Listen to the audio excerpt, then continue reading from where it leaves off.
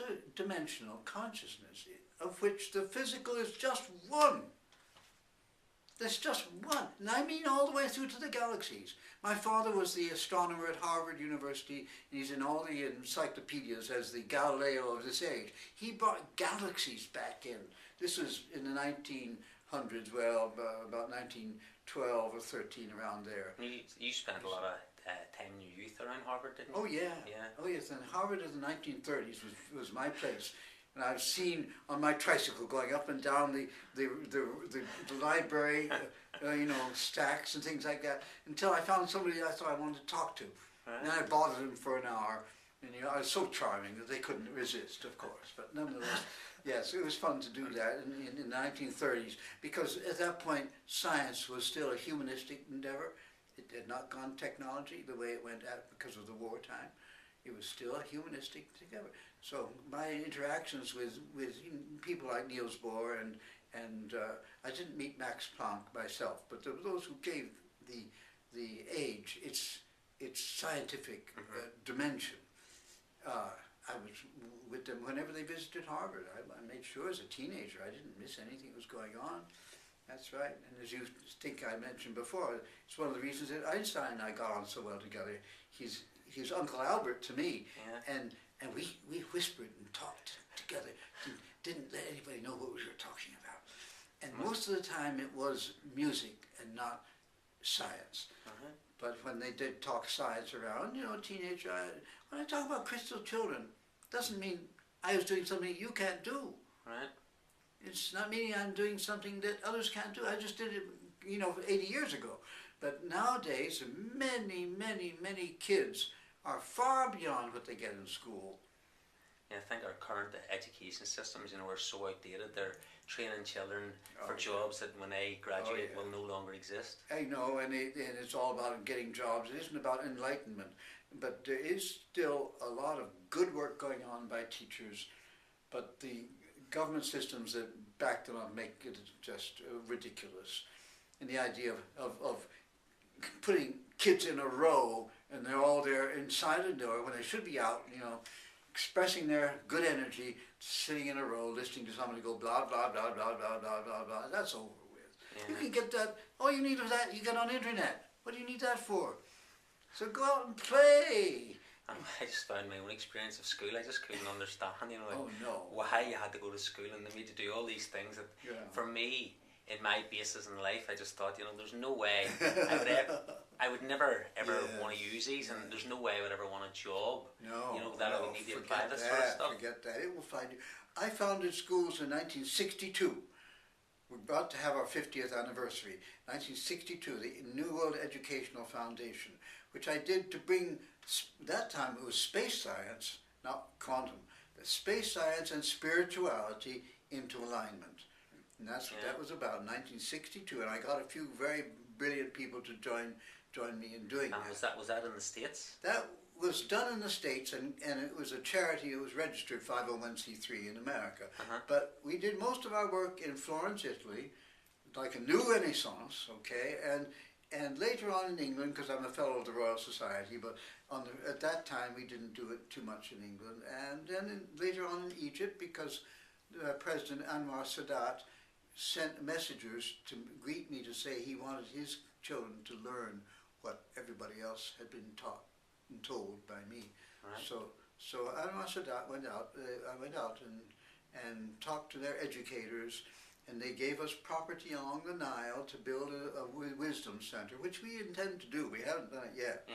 But he got assassinated, you see, the next year. Right, so that was very difficult. But he was a reincarnation, sorry about the term, of Ramses II.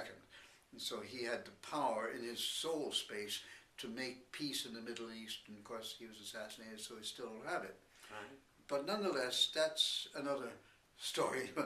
But the interesting thing to me is that he recognized that there was something more than is happening with the kids at that time. And I had a lot of fun in the 60s with the kids, because the parents trusted me, but they didn't know what to do. And so what does Dr. Carlo say to the kids? Drop out before it's too late. Drop out before it's too late. So you can understand I had to leave America.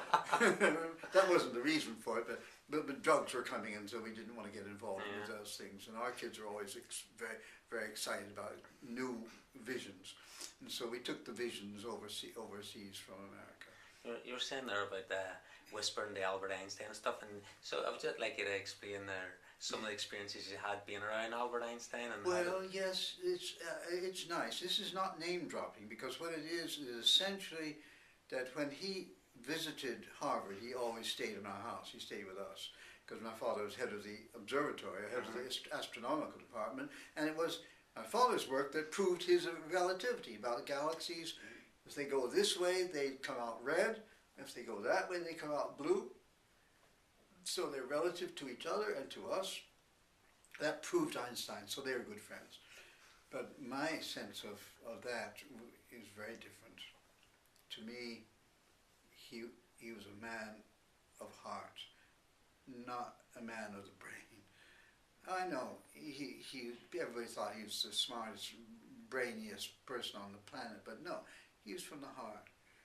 And if we connected eye to eye, we'd go out into the garden together and we'd talk about all kinds of wonderful things that had nothing to do with physics, nothing to do with relativity, they did have to do with unified field theory in a way, because I mean you bring the mystical things and the cultural things and the art things and the poetry and all the coloring, bring all of that into the unified field, but not into the other stuff. So we played around a lot. Well, that was 1930. I think I first met him about 1933 when he first came over, escaping the Hitler destruction of Jewish intellectuals. And so when he came over, my father found him a place first in Caltech, and then later at Princeton. And so when he was in Princeton for the rest of his life, we saw something of him. He always visited us at Harvard. As a matter of fact, here's a joke. He got his PhD, honorary PhD from Harvard in 1935. Right. Why? Because 1936 was the 300th anniversary of Harvard University, and they knew that if he was there, he'd steal the show. So they gave him it the year before. Right. There's a nice picture of me in his biography in 1935. I'm the teenager, well, almost teenager. I think I was only about 9 or 10. 35, I don't know, whatever it is, 8, 9. Your father as well, I mean, I know he had a very colourful history and a huge association with Harvard. Yes. Could you just even tell us a little bit about that? Well, I don't want to do too much. I just came from, is this going out beyond Ireland, or is this Irish?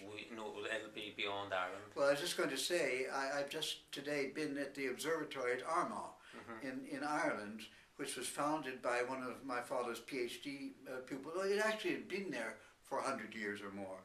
But it was redone by Eric Lindsay, who was a pupil of my father. And I remember Eric Lindsay when I was, 8, 10 years old in Cambridge, America's Cambridge. And so it's been very wonderful to be there today and to realize how much support my father gave to the rehabilitation of astronomy in Ireland there. And he actually came out in 1959, I think it was, when Eric Lindsay was ill. It was terminal, but it wasn't yet that. So actually, my father was a director at Armagh for 3 months because he'd retired from Harvard. The way I retired in whatever I was doing in 1984, and this is now 25 years later. Well, we tend to do those things because there's so much exciting things to have and to do. And so it was really, really nice. He is the Galileo of this age. But the fact that he did not get on with Hubble is the reason that Hubble managed to get the telescope named after him, which has gone into space. Yeah, and it should have been really named after my father because he was the real theoretician. Behind it? Yeah, behind all of the astronomy of the time during the First World War. That preceded me, so that was already in place. I remember reading some other stuff about that. Well, he was head of the International Astronomical Union, and he was also head of the American Association for the Advancement of Science. He was president of that. So Roosevelt asked him to get the scientists together to make the atomic bomb.